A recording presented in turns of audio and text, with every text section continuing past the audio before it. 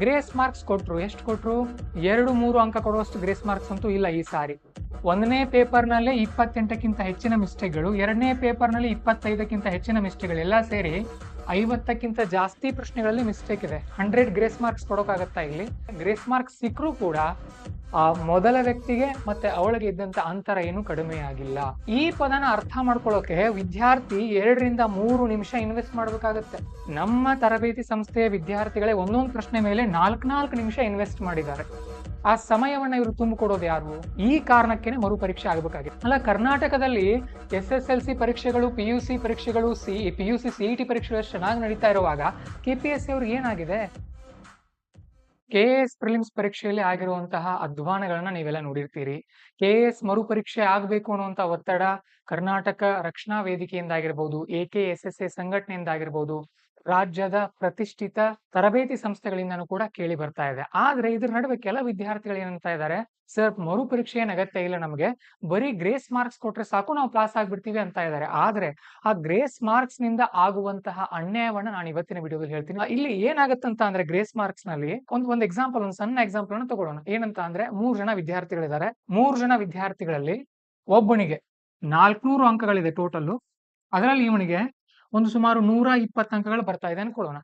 ಇನ್ನೊಬ್ಬ 402 ಪೇಪರ್ನ ಸೇರಿಸಿ ಇವನಿಗೆ 100 ಅಂಕಗಳು ಬರ್ತಾ ಇದೆ ಅನ್ಕೊಳ್ಳೋಣ.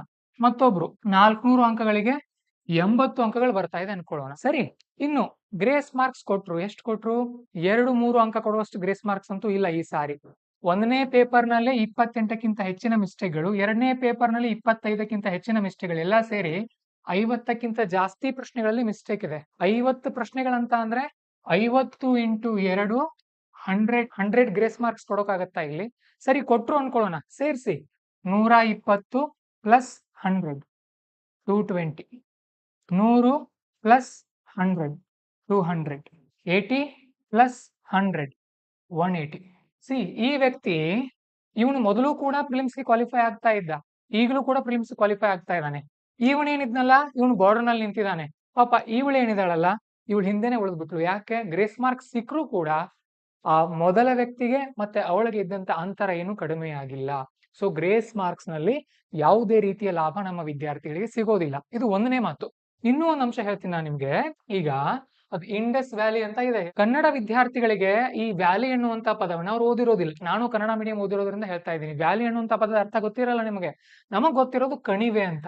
ಈ ಪದನ ಅರ್ಥ ಮಾಡ್ಕೊಳ್ಳೋಕೆ ವಿದ್ಯಾರ್ಥಿ 2-3 ನಿಮಿಷ ಇನ್ವೆಸ್ಟ್ ಮಾಡ್ಬೇಕಾಗತ್ತೆ. ಮತ್ತೊಂದು ಟೆರಿಟರಿ ಅನ್ನುವಂತ ಒಂದು ಪದಕ್ಕೆ, ಟೆರಿಟರಿ ಬಿಡಿ, ಬೇಡ, ಅದು ಪರವಾಗಿಲ್ಲ, ಅದೊಂದು ಕಠಿಣವಾದಂತ ಪದ ತಗೊಳ್ಳಿ. ಡ್ರೈನೇಜ್ ಸಿಸ್ಟಮ್ಗೆ ಕನ್ನಡದಲ್ಲಿ ಏನಂತ ಕರಿತೀವಿ? ನದಿ ವ್ಯವಸ್ಥೆ ಅಂತ ಕರಿತೀವಿ. ಇವ್ರೇನ್ ಬರ್ದಿದ್ದಾರೆ? ಚರಂಡಿ ವ್ಯವಸ್ಥೆ. ಚರಂಡಿ ವ್ಯವಸ್ಥೆ ಆಗುತ್ತಾ ಅದು? ಇಂಥ ಪ್ರಶ್ನೆಗಳನ್ನ ಬಂದಾಗ ನಮ್ಮ ತರಬೇತಿ ಸಂಸ್ಥೆಯ ವಿದ್ಯಾರ್ಥಿಗಳೇ ಒಂದೊಂದು ಪ್ರಶ್ನೆ ಮೇಲೆ 4 ನಿಮಿಷ ಇನ್ವೆಸ್ಟ್ ಮಾಡಿದ್ದಾರೆ. ಆ ಸಮಯವನ್ನ ಇವರು ತುಂಬಿಕೊಡೋದು ಯಾರು?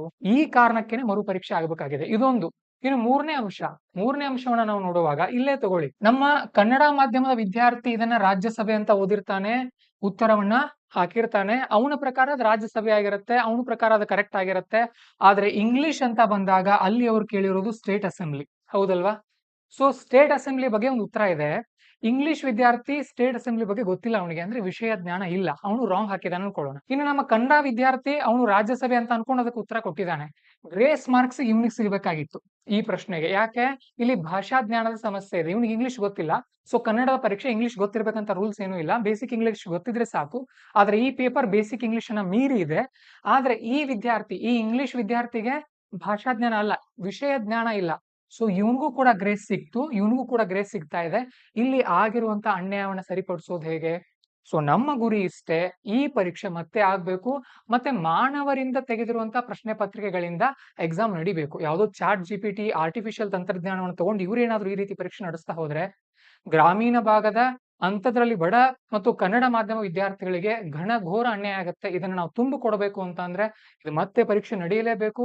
ಆ KPSC ಅವರೇ ಎಷ್ಟೇ ಹಠ ಹಿಡಿಲಿ ಅಥವಾ ಯಾರು ಏನೇ ಹೇಳಿ, ಇದು ಮರು ಪರೀಕ್ಷೆ ನಡೆಯಲೇಬೇಕು ಅಂದಾಗ ಮಾತ್ರ ಇಲ್ಲಿ ಆಗಿರುವಂತ ಅನ್ಯಾಯ ತುಂಬಿಕೊಡೋಕ್ ಸಾಧ್ಯ. ಒಂದು ಪ್ರಶ್ನೆ ಅಲ್ಲ, 2 ಪ್ರಶ್ನೆ ಅಲ್ಲ, 200 ಪ್ರಶ್ನೆಗಳು ಟೋಟಲ್. ಬೆಳಗಿನ ಒಂದು ಪೇಪರ್, ಮಧ್ಯಾಹ್ನದ ಒಂದು ಪೇಪರ್, ಅದರಲ್ಲಿ 50ಕ್ಕಿಂತ ಹೆಚ್ಚಿನ ಪ್ರಶ್ನೆಗಳು ಮಿಸ್ಟೇಕ್ ಇದ್ದಾಗ ನಾವು ಗ್ರೇಸ್ ಮಾರ್ಕ್ಸ್ ಕೊಡ್ತೀವಿ ಅಂತ ಅಂದ್ರೆ ಅಲ್ಲ. ಕರ್ನಾಟಕದಲ್ಲಿ SSLC ಪರೀಕ್ಷೆಗಳು, PUC ಪರೀಕ್ಷೆಗಳು, PUC CET ಪರೀಕ್ಷೆಗಳು ಎಷ್ಟು ಚೆನ್ನಾಗಿ ನಡೀತಾ ಇರುವಾಗ KPSC ಅವ್ರಿಗೆ ಏನಾಗಿದೆ? ತಪ್ಪಲ್ವಾ ಇದು? ಇದನ್ನ ಖಂಡಿಸಬೇಕಾಗಿರುವಂತದ್ದು ನಮ್ಮ ಜವಾಬ್ದಾರಿ. ಸೋಮವಾರ ಬೆಳಗ್ಗೆ ಬೆಂಗಳೂರಿನ ಫ್ರೀಡಂ ಪಾರ್ಕ್ ನಲ್ಲಿ AKSSC ಸಂಘಟನೆಯವರು ಸೇರ್ಕೊಂಡು, ಕರ್ನಾಟಕ ರಕ್ಷಣಾ ವೇದಿಕೆ, ಹಾಗೇನೆ ಬೆಂಗಳೂರಿನ ಮತ್ತು ರಾಜ್ಯದ ನಮ್ಮ ಬೆಳಗಾವಿಯ ಪಾಂಜನ IAS ಅನ್ನ ಸೇರಿಸ್ಕೊಂಡು ನಾವೆಲ್ಲರೂ ಕೂಡ ಪ್ರತಿಭಟನೆಯನ್ನ ಮಾಡ್ತಾ ಇದೀವಿ. ಇದಕ್ಕೆಲ್ಲರೂ ಕೂಡ ಕೈ ಜೋಡಿಸಿ ಮರು ಪರೀಕ್ಷೆಯನ್ನು ನಡೆಸಬೇಕು. ನಡೆಯುತ್ತೆ, ನಡೆಸಿಯೇ ತೀರೋಣ. ನಮಸ್ಕಾರ.